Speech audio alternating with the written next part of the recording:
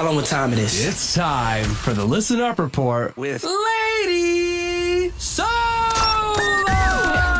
Celebrity gossip, pop culture, movies, music, entertainment. Welcome, ladies and gentlemen. You are now tuned in to the Listen Up Report with Lady Sola.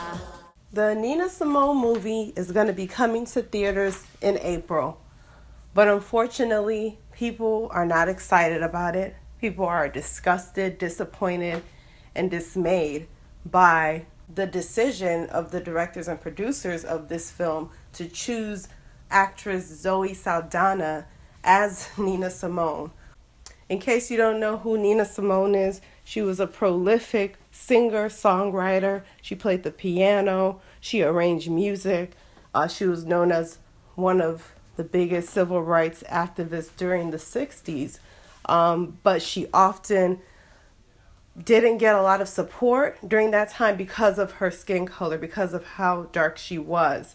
So she had a lot of opposition and a lot of struggle trying to sing and trying to tour and do shows and things like that.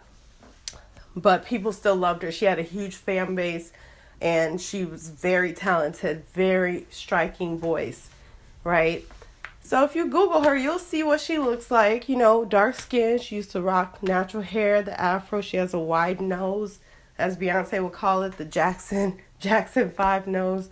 And for some reason, the director thought it was a extraordinary idea to choose of all black women, all black talented actresses that are doing their thing right now. He decided to choose Zoe Saldana, of all people.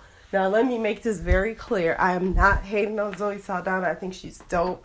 She's a great actress. She's very dynamic, very beautiful, very talented, and she's been in some really good movies. However, there are so many other people that could have done this role justice.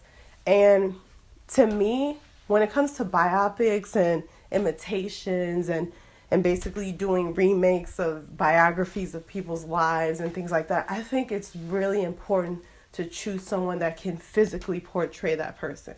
Some people might say, oh, that's stupid. Like, it's not all about the looks. It's about the talent. It's about the content. But for me, I think when you go to see a movie, the visual aspect is just as important as the dialogue. It's just as important as the cinematography. So what you're looking at, this is what you're going to be staring at for the next 2 hours of your life. And you don't want it to look like a joke. You don't want it to be a slap in the face. You don't want to be laughing at something because you just think it's so funny. You know what I mean? When it's not supposed to be funny. And I feel like this is what this Nina Simone movie represents. You have a light-skinned chick playing a dark-skinned woman. I can understand if there wasn't a lot of dark-skinned actresses doing their thing right now, or maybe no one that really looks like Nina, but you have Uzo Aduba, you know, you have Viola Davis.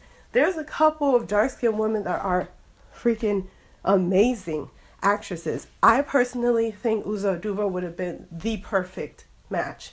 I mean, hands down, in terms of the looks, in terms of the talent, in terms of what she would have brought to that role. I mean, she has a big theater background. She's actually of African descent. She is Nigerian. And she does have a wide nose like Nina Simone did.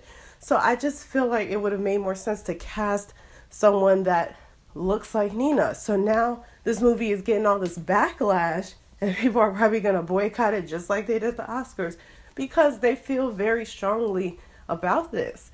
And there was an article where the director of the Nina Simone documentary, this is totally different from the actual film that's coming out, feels like it's 100% wrong and ugly to have casted Zoe Saldana. He says that I am saddened by the ugly and inaccurate portrayal contained in the script and trailer of Nina and by Mr. Johnson's desperate attempt to defend the project. Since Mr. Johnson is a black man who lived through the 1960s, I am surprised he does not know what Nina Simone stood for, both for herself and for the hundreds and thousands of people she inspired along the way.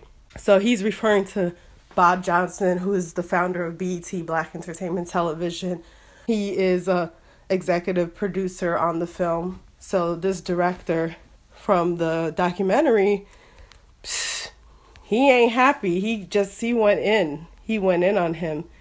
Jeff L. Lieberman is the producer of the Nina Simone documentary, which was a much closer portrayal of the singer. Lieberman also used words like whitewashing, blackface. That's another thing a lot of people have talked about with this movie coming out, is the use of blackface. I couldn't believe it. I mean, it was one thing to figure out, wow, they're really choosing Zoe Saldana.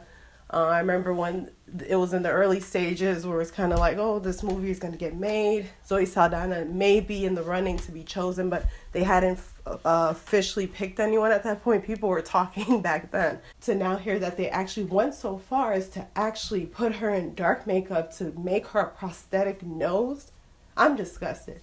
And I am just so flabbergasted that we are literally taking ourselves back 100 years right now, doing something like this. The same things that the white media used to do in the early 1900s for entertainment, we are now doing it ourselves. So now we are poking fun at ourselves and the things that we've gone through in history. Why are we doing blackface to black people? I don't get it. Why is she getting a fake nose made? Why didn't you just pick another actress where you didn't have to do that? That's really a big slap in the face to Nina Simone, to anybody that was a fan of hers, to even this director, Jeff Lieberman, who worked hard to do a documentary. And I guarantee you that movie is not going to sell. I'm sure it's not going to do the numbers that it could have done. And that's really sad. But it is what it is. But I wish Zoe Saldana as an actress the best of luck. I respect her. But like I said, this movie is it's kind of a waste. It's kind of a waste. It's Lady Solo with your Listen Up report. Thanks for listening.